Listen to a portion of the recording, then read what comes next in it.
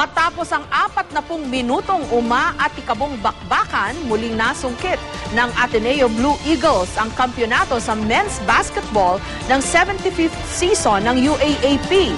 Tinalo nila ang UST Growling Tigers sa Game 2 sa score na 65-62. Huling nagharap ang dalawang koponan noong 2006 kung saan nagwagi ang UST. At sa kanilang pagkapanalo, nakamit ng Blue Eagles ang pambihirang 5 feet o 5 magkakasunod na panalo. Live mula sa Quezon City, may report si Chino Trinidad. Chino? 21,189. Yun yung official na mga nagbayad. Pag isinama po natin yung mga scholar na tinatawag nila, baka close to 22,000 na nagsiksikan dito sa loob ng Araneta Coliseum. Yung iba sa kanila, madaling araw pa pumipila na para lamang sa chance makakuha ng isang ticket para doon sa natapos na Game 2. Bago mag-upisa ang pinakahihintay na paghaharap, nagsa ang mga taga-suporta ng Ateneo Blue Eagles at ang UST Growling Tigers sa Araneta ngayong hapon para sa kani-kanyang koponan. Magkakalit ng Tigers! Magkakalit ng Tigers! Co-step pa rin po kahit anong mangyari. Very crucial for me and unpredictable. Pero syempre, one big five. Ateneo! One big five! Start strong, finish stronger. Ito naging susi sa tagumpay ng Blue Eagles kontra sa Growling Tigers sa Game 2 ng Best of 3 ng 2012 UAAP Finals. Sa atake ng bilis ni Kiefer Ravena at sa nakasisintak na presensya ng 7-footer na si Greg Slaughter na kontrol ng mga bata ni Coach Norman Black ang first quarter. Pero hindi pa rin bumigay ang mga alaga ni Coach Pido Horencio na nagawang dikitan ng Blue Eagles sa second at third quarter sa pamamagitan ng mainit na kamay ni Clark Bautista.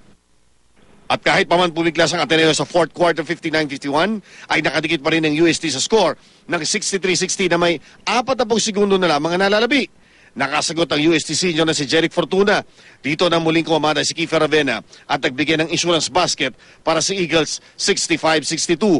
May pag-asa pa sana ang Tigers sa last play. Kaso, naagaw ng bayani ng Game 2 na si Juan Mi Chongson ang possession upang seryuhan ang historic 5 feet ng Ateneo de Manila University. Sa iba experience, sobrang thankful kami sa God. 5 years kang naglalaro, 5 din ang championship mo. Ano yung I just feel so blessed. It's unbelievable, and I want to thank God for it. Lance? So, ang pressure na natatabunan din yan if you really work hard eh. If you know you're prepared enough for the game, kahit anong pressure na yan, sa alam mo sa sarili mo, prepared ka, tatanggol mo yan, tsaka yung focus, yung tamang focus lang na nandun, it can ease off the pressure, so... May halong kalukutan ng konti sapagkat yung coach na nag-lead dito sa Ateneo sa kanilang 5 sunod-sunod na pagkapanalo ay magpapaalam na sapagkat meron sa mas malaking challenge ang pagbibigay ng titulo sa kanyang kupunan doon sa PBA. Ma'am Jess? Okay, si Coach Norman Black. Yes. Chino, alam naman natin yung nangyari nung huli, di ba? Medyo nagkainitan. Ngayon, walang ganon. Actually, yung maganda rito kasi sa bandang dulo, si Norman Black kasi, saka si Pido Horencio, they go long way back. Yes. Si Norman Black, ang unang-unang coach ni Pido Horencio nung pumasok sa PBA, galing siya ng UST. Yung nangyari na yun, bahagi siguro ng kompetisyon yon. At yun ay tinatabi na nila sapagkat itong basketball, ang kagandahan dito, sa loob, pag-away kayo, halos magpatayan kayo. Pero paglabas niyan, ang respeto pa rin sa isa't isa ang nananaig. Okay, pero balita ko puro outside shooting yata. Ang daming long shots, ang daming napakalala yung mga distansyang bato ng bola na pumasok sa net. Tama ba? O, yan kasi ang key para sa koponan ng UST sapagkat nabubuhay sila doon sa tinatawag na outside shooting. Yan ang nakapagbibigay sa kanila ng buhay. Pero sa Ateneo kasi dito, ginamit din nila yung perimeter shooting nila, yung atake ni Kiefer Ravena, yung lakas, yung laki nitong si Greg Slaughter. All-around game eh. Kaya sabihin natin, yes, may tira sa labas, pero mas all-around the game ng Ateneo yung key dito.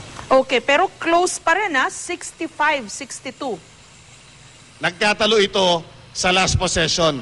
Dapat ay magkakaroon ng shot for an equalizer and for an overtime. Ang problema, nandun yung si Juan Mi Chongson at yung passer na dapat magsaset up sa isang possible 3-point shot ng UST ay na-intercept ni Wanmi at doon natapos ang laban na ito. Okay, congratulations sa Ateneo. Congratulations din sa UST dahil sa maganda nilang performance sa season na ito ng UAAP. Maraming salamat, Chino Trinidad.